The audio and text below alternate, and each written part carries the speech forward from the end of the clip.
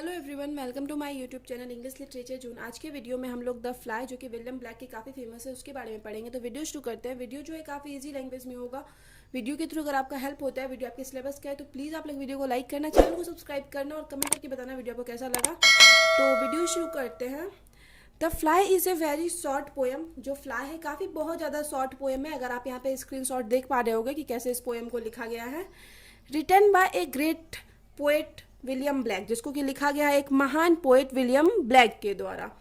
He was a 19th century writer. ये एक 19th century के राइटर थे, कवि थे, लेखक थे। Who is regarded as a seminal figure, जो कि of the romantic age. Romantic age के सेमिनल फिगर यानी एक प्राथमिक महत्वपूर्ण फिगर, या बहुत फल मतलब जो बहुत ज़्यादा पोएम लिखे और रोमांटिक एज में मतलब बहुत ज़्यादा प्रसिद्धि मिली, उनमें से एक जाने जाते हैं William black.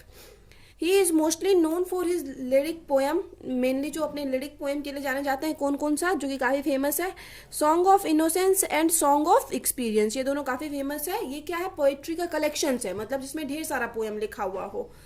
He wrote a lots of poem in his literary career. अपने साहित्यिक करियर में ढेर सारा पोएम लिख रखे। एमंग दैम, उनमें से Jerusalem, London, the sick rose, the poison tree, the tiger, the lamb, the garden of love are most famous. ये सब जो है काफ़ी फेमस है।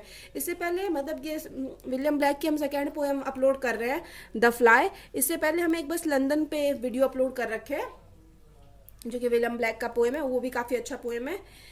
प्रेजेंट पोएम, हम लोग का जो प्रेजेंट पोएम है द फ्लाई, जो द फ्लाई है वो पब्लिश्ड इन 1794। इसको पब्लिश किया गया 1794 में। अब द फ्लाई मतलब द फ्लाई जो होता है ना, फ्लाई का मतलब क्या होता है ना, मक्खी। तो यहाँ पे एक मक्खी के ऊपर, जो नॉर्मली मतलब आपको समर्स में मतलब गर्मी के मौसम में ज़्यादा देखने को मिलता है, उसी के ऊपर ये पोएम लिखा हुआ है, ठीक है। तो इस पोएम को 1794 में पब्लिश करवाया गया था in part of his poetry collection. इनके पोइट्री के एक कलेक्शन जो समूह था, सॉन्ग ऑफ एक्सपीरियंस में, ठीक है। हम बताए थे ना, दो एक पोइट्री का कलेक्शन लिख रखे थे, एक सॉन्ग ऑफ इनोसेंस और सेकेंड सॉन्ग ऑफ एक्सपीरियंस। तो जो हम लोग का द फ्लाई को पब्लिश करवाया गया, उसको सॉन्ग ऑफ एक्सपीरियंस में पब्लिश करवाया गया। The collection content 26 poem. इस कलेक्शन में टोटल 26 पोएम है। The title of this poem is the fly. ये तो कंफर्म है कि जो टाइटल है वो द फ्लाई है। The title doesn't any hidden meaning. इस टाइटल का कोई एक हिडन मीनिंग नहीं है, ऐसा कुछ नहीं कि छिपा हुआ कोई मीनिंग है। It is just a reference to the short life of fly. ये बस एक तरह से मतलब व्याख्या करता है।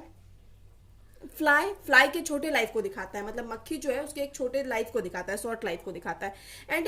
एंड इट ऑल्सो शोज, और ये हमें दिखाता है हाउ लाइफ इज शॉर्ट, की लाइफ कैसे छोटी है। And death is the main subject of the poem. और जो इस पोएम का जो मेन सब्जेक्ट है वो क्या है, डेथ है, मृत्यु। फिर आगे है the fly is very short poem.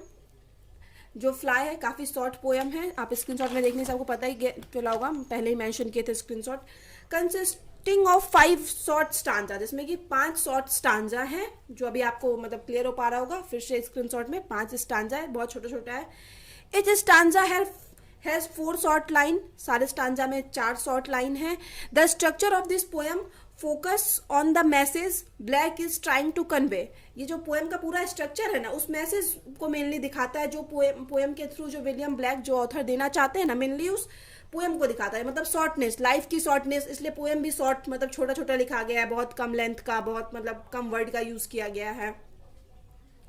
फिर इट वो has a very loose structure, काफी लूज स्ट्रक्चर है पोएम का। The lines are very short, lines भी बहुत शॉर्ट है, छोटा है। Because the theme and the subject is related to shortness of life, क्योंकि जो इस पोएम का मेन थीम है, विषय है, वो शॉर्टनेस ऑफ लाइफ से रिलेटेड है। मतलब लाइफ की कहीं ना कहीं मतलब दिखाता है कि कैसे लाइफ बहुत छोटी होती है।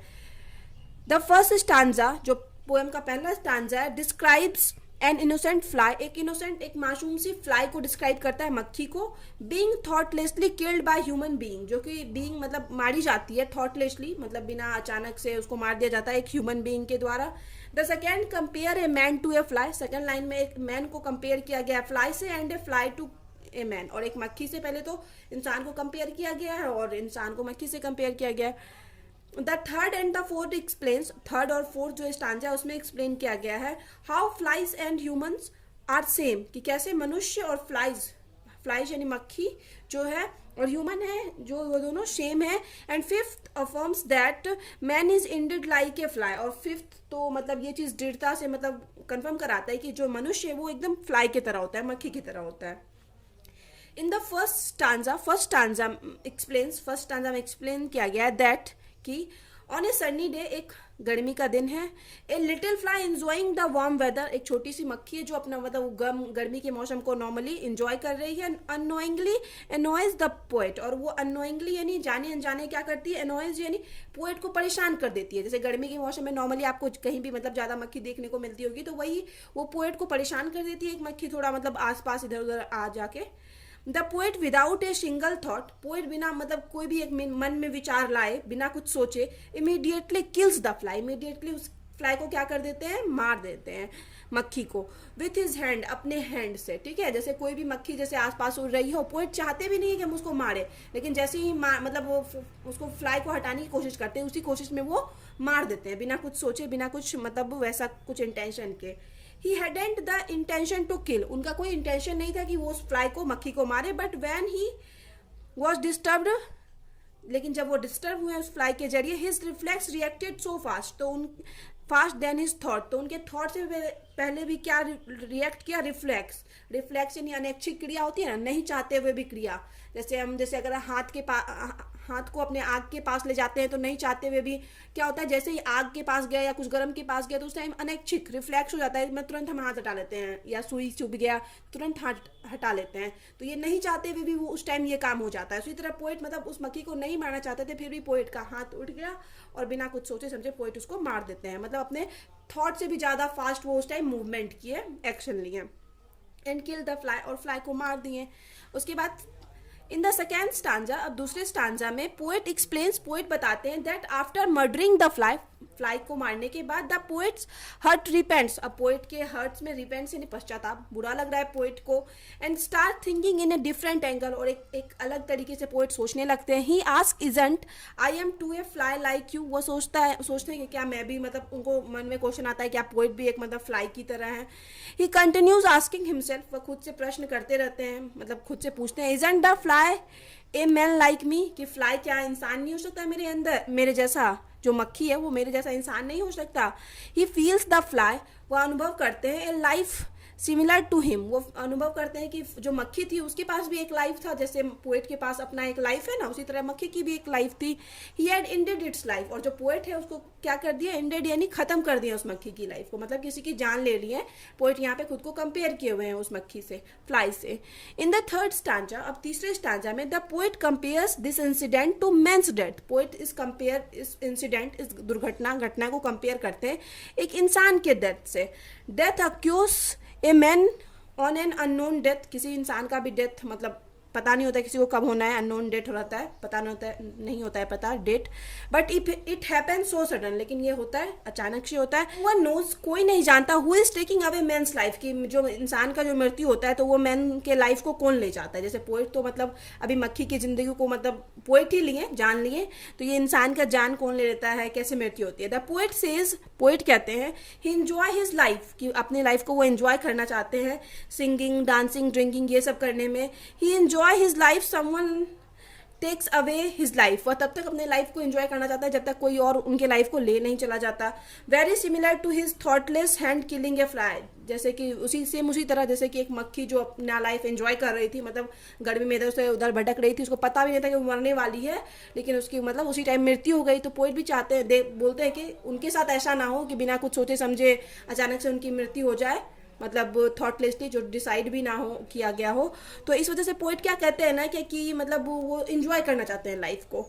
इन द फोर्थ स्टांजा में द पोएट क्लियर डिपिक्ट्स करते हैं, व्याख्या करते हैं the difference between a man and a fly, एक मक्खी और इंसान के बीच में डिफरेंस को दिखाते हैं, अंतर को दिखाते हैं। दैट की इज थॉट, मतलब इंसान और मक्खी के बीच में जो डिफरेंस है, अंतर है, वो किस चीज का है, थॉट का। It is good as well as bad, मतलब इंसान का जो थॉट होता है वो गुड भी हो सकता है, अच्छा भी हो सकता है, बुरा भी हो सकता है। Good in the sense that it makes human wiser, अगर अच्छा होता है तो इस सेंस में होता है कि इंसान उससे क्या होता है, ह्यूमन वाइजर बनता है, मनुष्य और बुद्धिमान बनता है। देन द फ्लाई, मतलब फ्लाई से ज़्यादा बुद्धिमान बनता है, क्योंकि ह्यूमन के पास थॉट है, मनुष्य के पास थॉट है, सोचने की शक्ति है। And bad in the sense, और बैड इस तरीके say that it makes us fear from death, कि इंसान सोच सकता है तभी तो वो डरता है मृत्यु से, मृत्यु के बारे में भी सोच लेता है, कुछ बुरा होने वाला है उस चीज़ के बारे में भी सोच लेता है। मतलब थॉट, अगर सोच इंसान के पास जो ये थॉट वाला पावर है वो तो है, वो अगर इंसान के लिए अच्छा है तो वो बुरा भी है, ठीक है। पोइट ये दिखाना चाहते हैं by saying thought is life, कि इंसान मतलब ये कहते हुए कि थॉट लाइफ है। द पोइट मीन्स, पोइट का कहना है when thought in a man ceases, कि इंसान का जब थॉट क्या होता है, एक मैन यानी मनुष्य, इंसान का जब थॉट सीज हो जाता है, बंद हो जाता है, इंसान सोचना बंद कर देता है, ही इज नो मोर, इसका मतलब वो अब नहीं है, ठीक है, मतलब जीवित नहीं है। ही नोज, वह जानता है डेथ इज सर्टेन, कि डेथ तो निश्चित है, मृत्यु तो निश्चित है। Everyone suffers because of it thought, और सारा मनुष्य लेकिन फिर भी सफर करता है, मतलब कष्ट झेलता है थॉट की वजह से, क्योंकि इंसान सोच सकता है, वहीं मक्खी को कोई मतलब जो फ्लाई थी उसको कोई थॉट नहीं आता है इसके अंदर, तो इस वजह से वो अपने लाइफ को एंजॉय कर रही थी। लेकिन इंसान के अंदर ढेर सारा थॉट आता है तो वो अपने लाइफ को एंजॉय नहीं कर पाता है। अब जैसे बिकॉज ऑफ हिज थॉट, मतलब थॉट की वजह से सफ़र करता है, कन्फ्यूज़न आता है उसको अपने थॉट की वजह से, डिस्प्लेजर मतलब दुख भी होता है, प्राइड घमंड, ego, everything arise when man thinks, और ये सब तभी आता है जब इंसान सोचता है, मतलब इंसान के पास सोचने की क्षमता है। The poet says if a man needs liberation, कि अगर इंसान मुक्ति चाहता है, पोइट कहते हैं कि अगर कोई इंसान मुक्ति चाहता है, हिज थॉट, अपने थॉट से, सोच से, मस्ट डाई, तो उसको अवश्य मरना होगा या मरा हुआ है, ऐसा मतलब पोइट का कहना है कि तभी इंसान को मुक्ति मिलती है अपने थॉट से। इन द फाइनल स्टांजा में after seeing the end of the happy fly, उस हैप्पी मतलब खुश फ्लाई जो थी, मक्खी थी, मतलब वो एंजॉय कर रही थी गर्मी के मौसम में। द पोइट क्वेश्चन हिमसेल्फ, उसको देख के पोइट खुद से क्वेश्चन करते हैं whether he will be happy when he dies, कि पोइट सोचते हैं क्या कि जैसे ये फ्लाई खुश थी अभी मरने के टाइम, एंजॉय कर रही थी, क्या पोइट भी मरने के टाइम ऐसे ही खुश रहेंगे। दस इस प्रकार if a man stops thinking, कि अगर इंसान जो सोचना बंद करता है, लाइक ए फ्लाई मतलब मक्खी की तरह, he will be as happy as flies, मतलब इंसान अगर सोचना बंद कर देता है मक्खी की तरह, फ्लाई की तरह ही, तो वह एक फ्लाई की तरह ही खुश रहेगा, जैसे फ्लाई अंतिम समय में भी खुश थी अपने। इफ ही लिव्स और इफ ही डाइज, मतलब इंसान चाहे जीवित रहे या मृत्यु हो जाए तो वह खुश ही रहेगा अगर वो सोचना बंद कर देता है। This lines are quite significant, ये लाइन्स महत्वपूर्ण है। Reflects the message of the poem, और रिफ्लेक्ट मतलब मैसेज दिखाती है कि पोएम के थ्रू पोएट क्या मैसेज देना चाहते हैं पोएम के through. The poet is of the view that our thought is something which make us to suffer, poet मतलब यहाँ बताते हैं क्या कि मतलब हमारा थॉट ही ऐसा मतलब है जो हमको सफ़र करवाता है, दुख दर्द ये सब फील करवाता है। टू फियर मतलब डर का फील करवाता है, and to run from death, और डेथ से बचने का, ये सब भी मतलब हम लोग का थॉट ही ये सब हमको फील करवाता है। If the man stop thinking, अगर इंसान सोचना बंद कर देता है अबाउट डेथ के बारे में, स्टार्ट एंजॉइंग हिज टुडे, अपने आज को एंजॉय करने लगता है, he will remain as happy as flies, तो वह भी मतलब खुश रह सकता है मक्खी की तरह ही अपने अंतिम समय में भी। दस इस प्रकार poem in a universal message, एक यूनिवर्सल यानी पूरे विश्व को एक मैसेज देते हुए पोएम खत्म होती है। दैट इज टू, जो कि है live the life without thinking about future, की जिंदगी जियो बिना फ्यूचर के बारे में सोचे हुए, ये यूनिवर्सल मैसेज देती है मतलब पूरे विश्व को। शो द पोएम, इस प्रकार जो पोएम है, इसलिए जो पोएम है the fly depicts an ordinary incident, एक ऑर्डिनरी इंसिडेंट को, साधारण से घटना को बताती है। A little fly killed by accident, कि लिटिल फ्लाई जो है छोटी सी मक्खी मारी जाती है कि एक्सीडेंट, एक दुर्घटना में। Provokes the thought of the poets tender heart, जो पोएट के अंदर मतलब जो भी पोएट के हर्ट में पोएट के अंदर जो थॉट चल रहा था वो सबको बाहर लाता है, ठीक है। यही एक मक्खी का death. He compare the fly with his life, वह फ्लाई को मतलब अपने लाइफ से कंपेयर करते हैं। The poem is about freedom life and death, तो पोएम जो है वो फ्रीडम लाइफ और डेथ के बारे में। It is very deep poem, काफ़ी गहरी मतलब थॉट वाला पोएम है।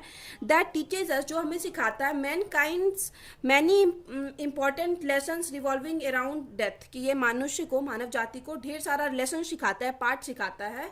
रिवॉल्विंग अराउंड जो डेथ, जो कि डेथ मृत्यु के चारों ओर घूमती है। The poem look simple, poem जो है काफ़ी सिंपल दिखता है बट रिच इन मीनिंग, लेकिन इसका मीनिंग जो है काफ़ी बहुत ज़्यादा बड़ा है।